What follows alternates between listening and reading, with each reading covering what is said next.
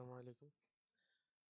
আজকে আমরা GIS এর নেটওয়ার্ক অ্যানালিসিস কিভাবে করতে হয় সেটা দেখব। শর্টেস্ট পাথ বা ডিসটেন্স কিভাবে ক্যালকুলেট করতে হয় অ্যাকর্ডিং টু রোড সেটা দেখব।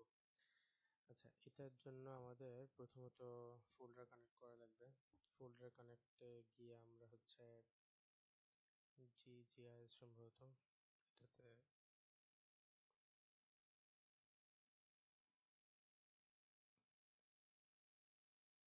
আচ্ছা, সেখান থেকে আমাদের রোডের ফাইলটা লাগবে, ল্যান্ড ইউজের ফাইল, বিল্ডিং এর ফাইলও লাগবে। আচ্ছা, 5-6 রোডস, রোডস 2 এটা সম্ভবত একটু আপডেটেড ছিল, এটা নিব।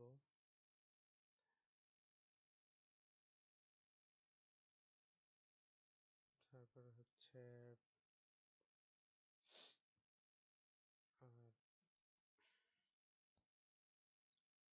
ল্যান্ড ইউজটা একটু লাগবে বোঝার জন্য।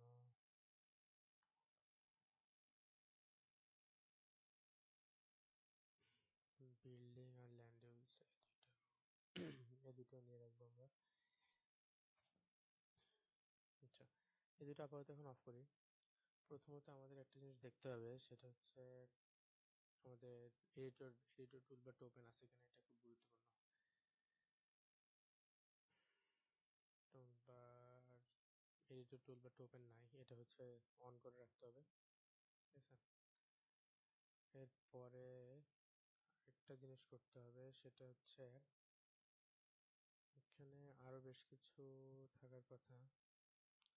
তো আচ্ছা, এক্সটেনশনে গিয়ে যেহেতু আমরা নেটওয়ার্ক অ্যানালিস্ট নিয়ে কাজ করবো, তাই নেটওয়ার্ক অ্যানালিস্ট এই এক্সটেনশনটা ক্লিক করা থাকতে হবে। এই এক্সটেনশনটা ক্লিক করা থাকলে টুলবারে নেটওয়ার্ক অ্যানালিস্ট নামে একটা টুলবার আছে, সেটা অন করতে পারবো। অন করলে এটা এখানে আমি রাখলাম, এটা দিয়ে আমাদের কাজ করতে হবে। আচ্ছা, এখন একটা জিনিস দেখতে হবে যে নেটওয়ার্ক অ্যানালিসিস আমরা আসলে কি করব।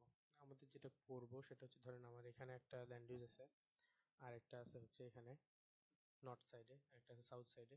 তো সাউথ সাইডে ল্যান্ড ইউজ থেকে নর্থ সাইডে যদি আমি যাইতে চাই, সেক্ষেত্রে আমি কোন রুট দিয়ে গেলে ভালো হবে, হ্যাঁ, বা কোন রুট দিয়ে যাওয়া যাবে, কোন রুট দিয়ে গেলে ভালো হবে, মানে কোন দিক দিয়ে গেলে এটা আসলে শর্টেস্ট টাইম আমি যেতে পারবো, শর্টেস্ট টাইম অথবা শর্টেস্ট কস্ট, এরকম ইনফরমেশন দিয়ে দিলে।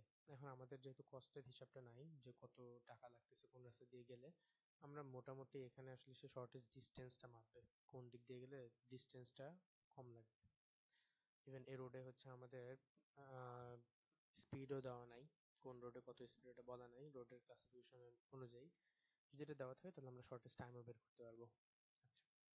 আচ্ছা, টাইম বের করতে পারবো। তারপরে এখানে আরো অনেক ফ্যাক্টর আছে, যদি ধরেন শর্ট মানে স্পিড দেওয়া আছে কিন্তু কোন রোডে কত কনজেশন থাকে ইউজুয়ালি, সেটা ইনফরমেশন দেওয়া থাকলে অ্যাকচুয়াল শর্টেস্ট টাইম বের করতে পারবো। যাই হোক, আমরা আজকে শর্টেস্ট ডিস্টেন্সটাই বের করে দেখাবো মূলত এটাতে। এখন এখানে একটা বিষয় আছে, আমরা যেখান থেকে ডাটা ডাউনলোড করছি এটা হচ্ছে ওপেনস্ট্রিটম্যাপ ডাটা।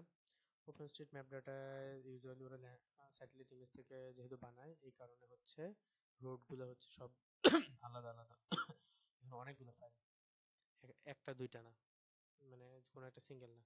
কিন্তু আমাদের যেটা করতে হবে, যে সবগুলা এখানে যতগুলো রোড আছে সবগুলোকে একটা সিঙ্গেল রোড বানাতে হবে। এই কারণে এটাকে আমাদের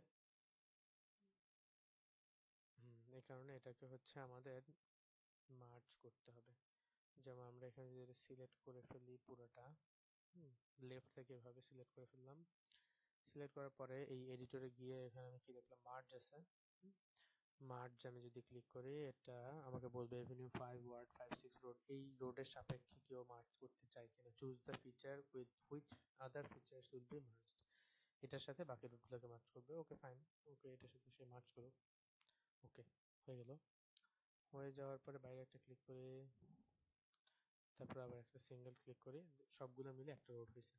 আচ্ছা, এখন হচ্ছে একটা রোড হচ্ছে, তাইলে মানে যদি রোড কানেক্টেড থাকে তাইলে হচ্ছে আমার এক জায়গা থেকে আরেক জায়গা পর্যন্ত আমার ডিস্টেন্স সে মাপতে পারবে। কিন্তু স্টিল এখানে আরো অনেক কিছু আছে, যেমন এখানে যে রোডটা আছে এটাতে কিন্তু কোনোভাবে যেতে পারবে না, কারণ এটা কানেক্টেড না। এখানে যেতে পারবে না, এখানে ভিতরে আরো থাকতে পারে, জুম করে আমি দেখতে পারি।